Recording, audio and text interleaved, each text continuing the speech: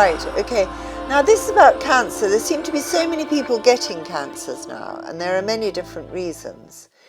So I'm going to read this, and hopefully people will take notice of it. I do think that some of these terrible so-called vaccines that people have taken have resulted in this. And I say again, I cannot come to terms with the horror of these politicians who have sold this terrible scamdemic on us. But anyway, on we go. And are still trying. And I'm sure they're thinking of another one. I just hope that people will be a little bit less taken in by it. Anyway, I'm not quite sure when this was written, but probably early 80s, I think. Right, cancer. Much research is now going on to find the cures for this so often fatal disease, and some strides have been made in various areas, resulting in apparent cures. Always this humanity looks to the complicated answer for everything, expending millions in rather pointless researches, when if they look sensibly at some of the more obvious simple solutions, combined with more complicated knowledge available only to the very experienced medical practitioner, they would be so much more successful. Firstly, and most importantly, let us look at some of the root causes of this dreadful deterioration of the human body. In the very old, it is often simply another form of old age, in which the cells are just breaking down, and even if a cure of some kind is effected, very old people will die in any case, as is the natural order of things. So, I mean, people in their early 80s or even late 80s going into chemotherapy is nonsense. However, far more distressing are the cures of the very young or the very young. Centuries ago, no one really knew what people died of, and very few records have been kept to modern day. So it is impossible to know how many people died of cancer of one sort or another, say 1,000 or 2,000 years ago.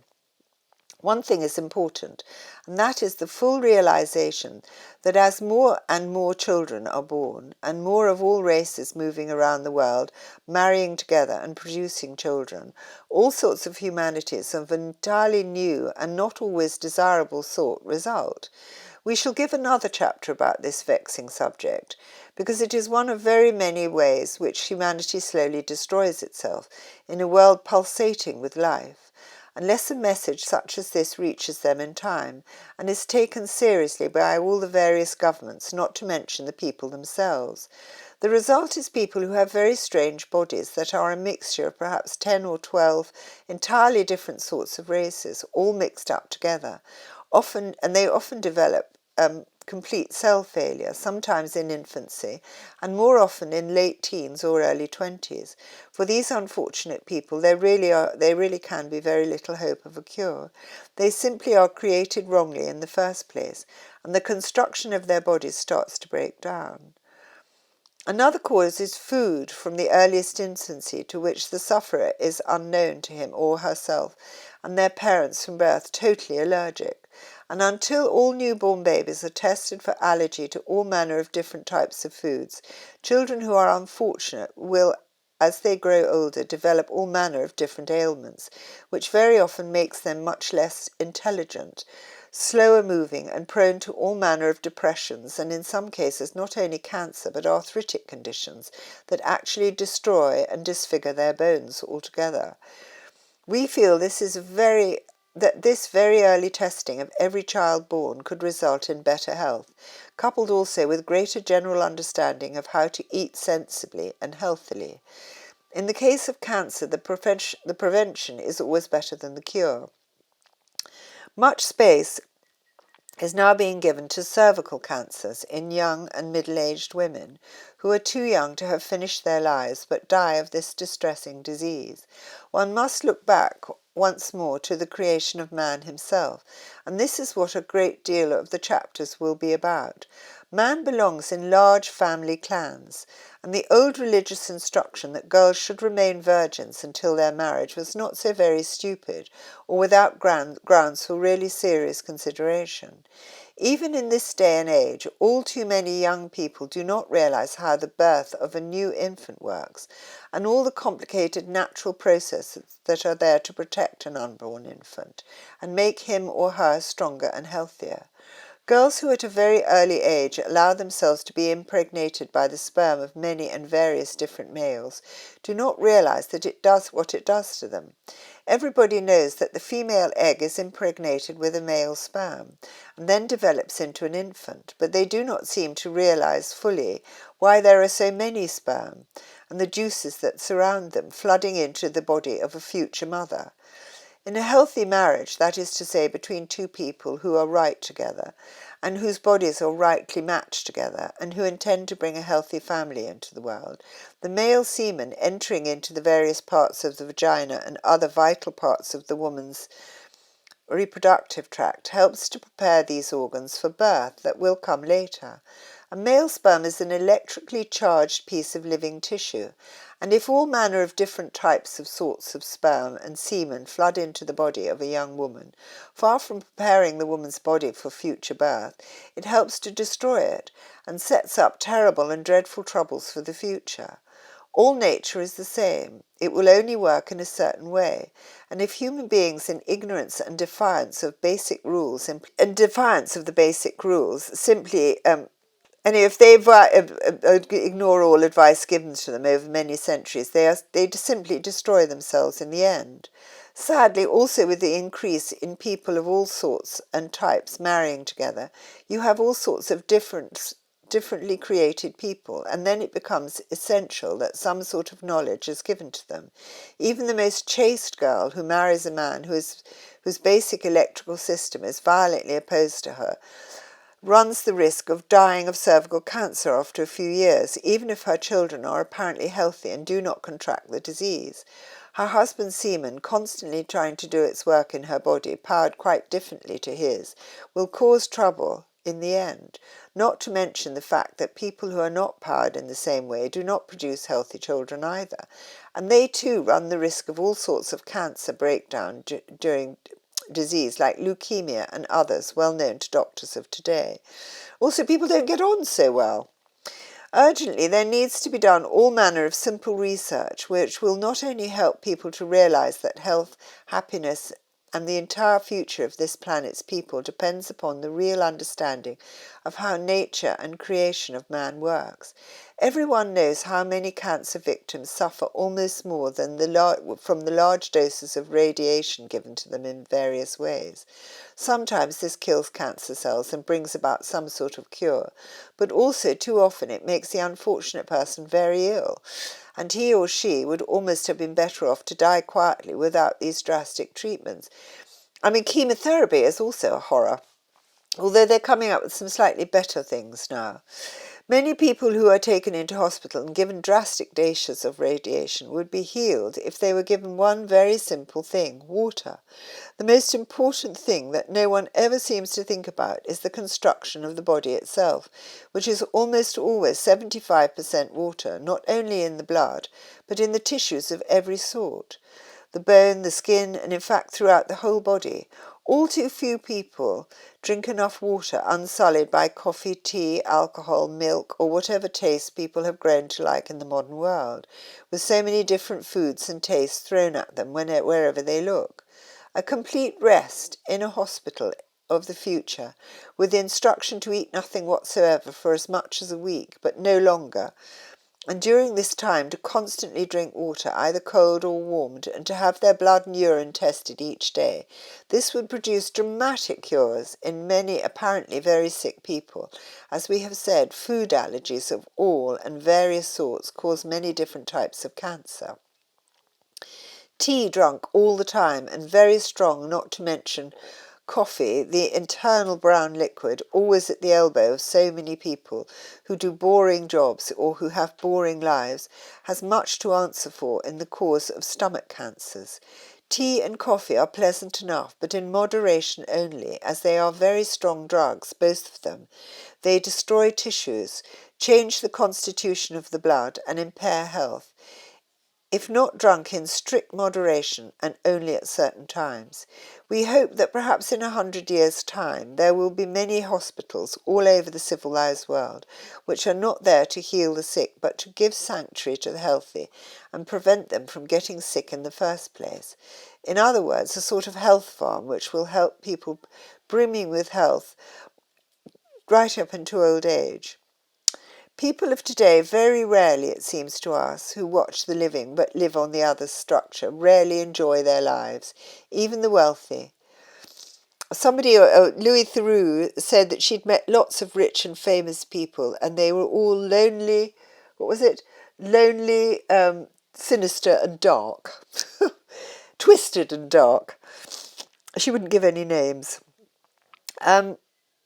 So people of today very rarely enjoy their lives, even the wealthy. Serious unhappiness always can cause cancer and other illnesses and sickness, and it is time all intelligent people began to look at physical life and come to see how it can be improved, if not for themselves, for their children and their children's children, and perhaps if they are fortunate, ultimately for themselves, when they return to live once more, not in a world spoiled and ruined by subsequent generations of ignorant people, but improved and made far better, and made into a more pleasant place to live by a population with true knowledge. All humanity needs to rest.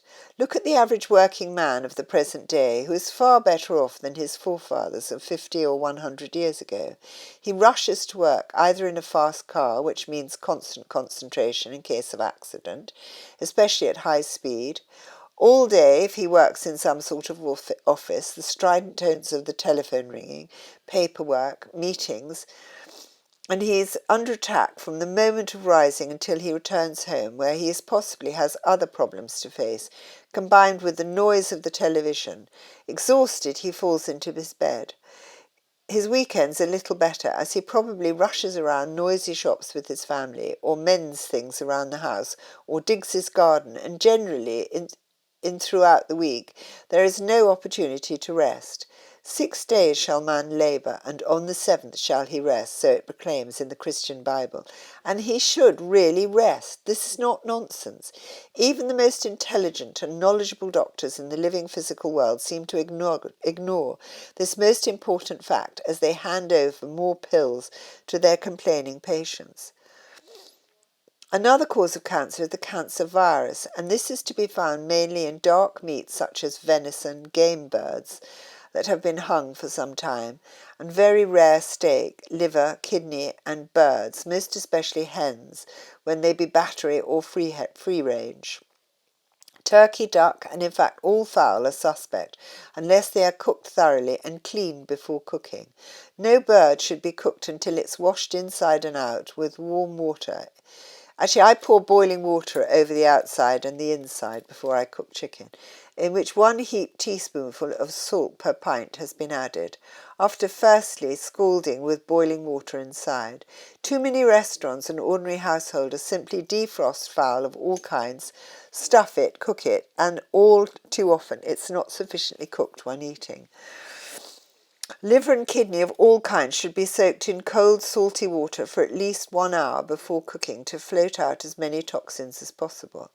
We believe that although it's claimed that deep frozen meats ruins the taste of meat, that in fact a game bird that has been hung is safer to eat, and also all red meats, provided always it is eaten after defrosting and not frozen more than once.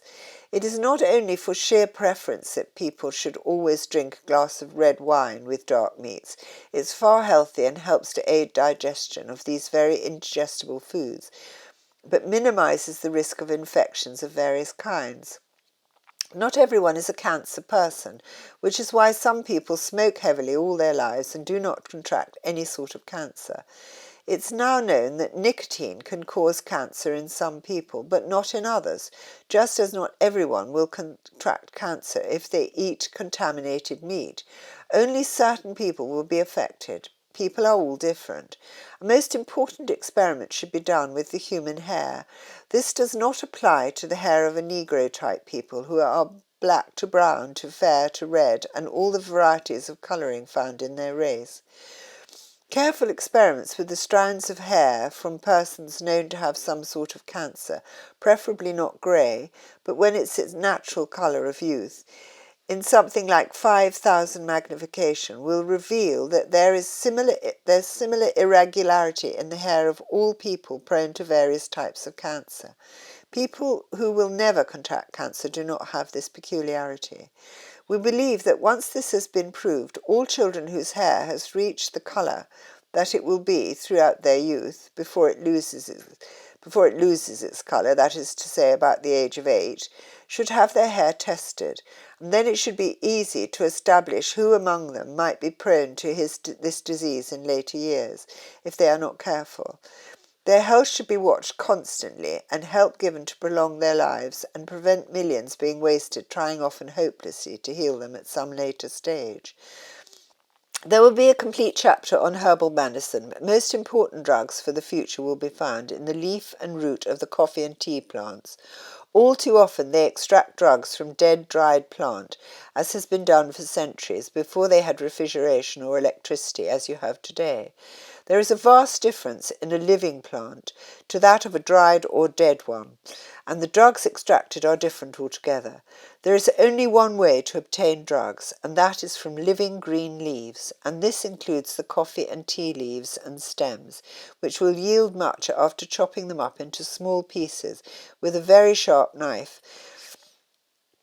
Place whichever herb is being used in shallow laboratory trays filled with distilled water under ultraviolet light, in which after all the plant flourishes, and the drug will float out into the water surrounding them. Ordinary water will do, but distilled water is sometimes better, because our water company is putting all sorts of stuff in our water nowadays. Competent laboratory assistants know a great deal about distilling drugs obtained from plants already, so no more need to be said, but this ultraviolet technique is rarely if ever used and is most important. Drugs we know are often synthesized for convenience, but tea and coffee drug cannot be successfully used in this way. Once the tea drug, most especially, has been identified, and there are 2 in the leaves and one most important in one of the roots of both plants, a simple experiment with human blood placed between glass slides and put under a microscope will reveal much, most especially in the case of someone suffering from a blood cancer. Great strides will be made once this has been done, not only in the cure for cancer, but in many other ailments as well. A healthy person who is somewhat run down or suffering from simple influenza or the common cold can receive a direct injection of this drug into the bloodstream and feel immediate benefit from it. This should never be done more than once in any week, but it is really a life-saving drug. Another chapter must be devoted to food for health.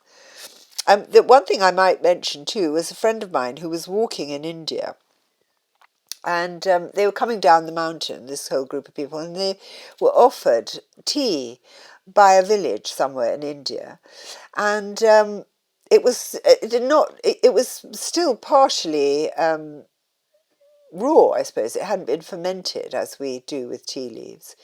And they drank this stuff, and it gave them the most tremendous. It was almost like they were down. They were also almost like they were drunk. So it is a tremendous stimulant, and we know how if we have coffee late at night, we don't sleep.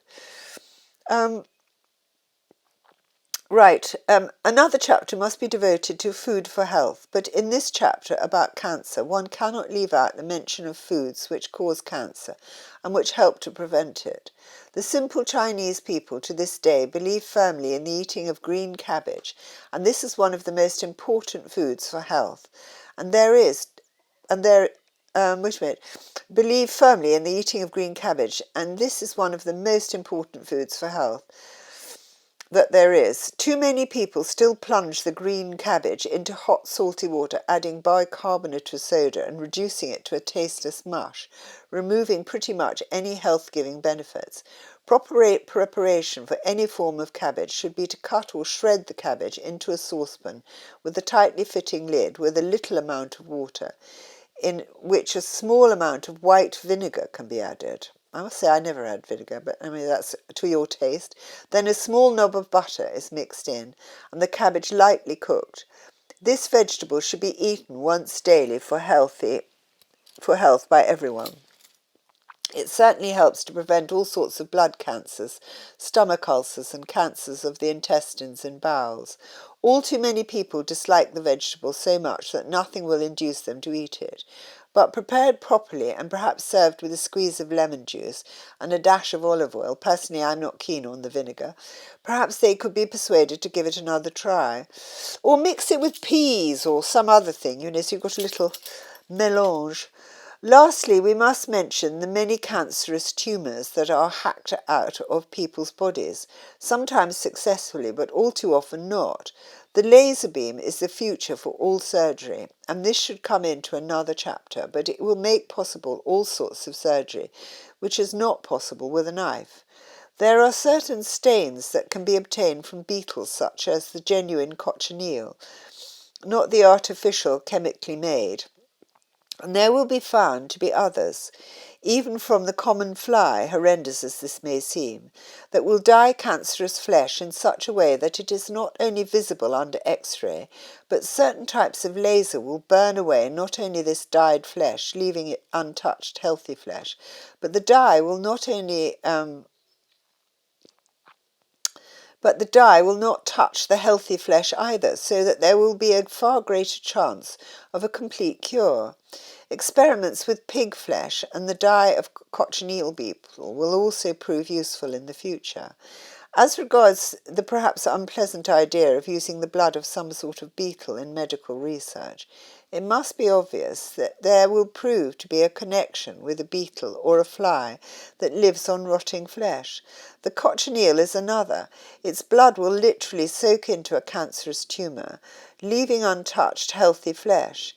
It will also, without harm to a living body, follow a trail of cancerous microbes and destroy them within the human body. Undoubtedly, experiments with some forms of monkey in which some sort of tumour has been grown, poor thing, will need to be done before this can be used to benefit the humanity. Brain tumours most especially could benefit from this, where all too often too much tissue is removed and the patient suffers serious disability or dies. Perhaps a small piece more should be written about cockroaches and other beetle-type creatures, some of which can fly short distances, creatures that live on ordure or excrement. They are a very basic, simple creature, nothing more than a living robot with a minuscule brain, capable of eating, excreting, and most simply mating process, and with the most simple mating process possible. They are programmed to help to clean up the world. Within their tiny brains, they create microbes that are similar to the latest types. They are programmed to help clean up the world, and within their tiny brains they create microbes that are similar to the latest types of weaponry that seeks and finds its target. They are programmed to seek and find a rotting substance or something that has to be removed. These microbes live in the blood of these tiny creatures and are constantly created as they die, usually within a space of around 48 hours. Such robot-type beetles never progress, as we have said often already. It is only the stinging insect that must search for its prey and kill it, that slowly, over many millions of years, evolves from one creature to another in the progress to become part of the creation of man himself. Never these creatures, and only their blood, is of any use whatsoever for the purpose of this cancer tumour cure, which we know works better than anything else possibly could. The insect blood, which must be of a very bright red colour, and there will be found to be several of these types of creatures in South America, Africa, and other hot countries, which will be able to be bred artificially in laboratories, their blood frozen and stored away for future use. The microbes within it will resist freezing, but not boiling or very hot conditions. This blood can never be injected into a vein, or it will probably cause endless trouble. Any patient so treated must be kept on water continually for several days and not allowed to eat anything. The insect blood injected into the tumour will make startling changes immediately. Left for a period of 24 hours and watched constantly, the searcher feeder microbes will seek out cancer cells and will within a few hours have reprogrammed themselves for this task. Once they have consumed all the cells they can find, they will follow a trail into the bloodstream in a remarkable way. They cannot live longer than 48 hours, and after their task is done, they will simply be excreted out of the body or pass out in the urine, which is why such a patient should be kept drinking water or on a saline drip while this treatment is going on. Only the laser beam is suitable to burn away such tumours. Once this first stage is over and the microbes have completed their work, we hope work on this insect blood will begin very, very soon, and that it will save many lives in a way that no other treatment can. There are other insect bloods which can possibly help some accidents to the spine, but we shall speak of these in another chapter. Right, that's done. And there's a lot about the electrical systems of the body as well.